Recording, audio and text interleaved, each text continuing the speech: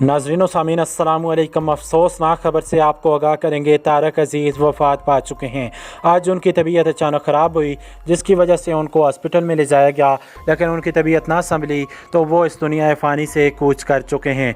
आज की इस वीडियो में हम आपको उनकी ज़िंदगी के बारे में चंद अहम मालूमात आप लोगों के साथ शेयर करेंगे और उनकी पहली नशरियात भी आप लोगों को दिखाएंगे।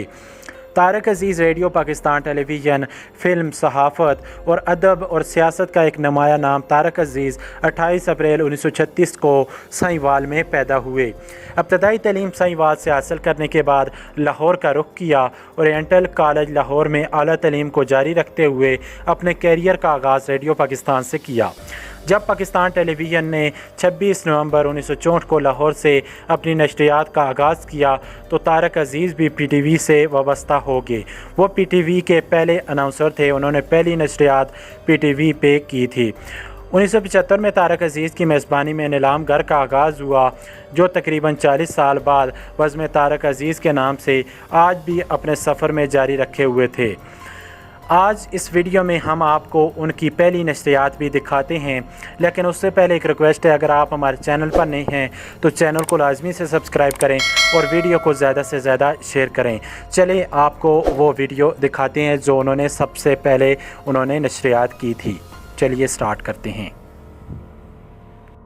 अस्सलाम वालेकुम।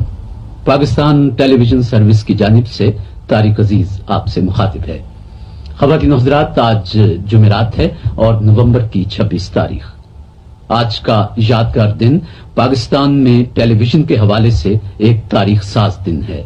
आज वो दिन है जब अपने इस लाहौर में, इस शहरों के शहर में, इस कॉलेजों के शहर में, इस बागों के शहर में, इस फूलों के शहर में पाकिस्तान टेलीविजन अपनी नशरियात का आगाज कर रहा है। अभी कुछ देर पहले सदर पाकिस्तान जनरल मोहम्मद अयूब खान के हाथों नशरियात का बाकायदा इफ्तिताह हुआ।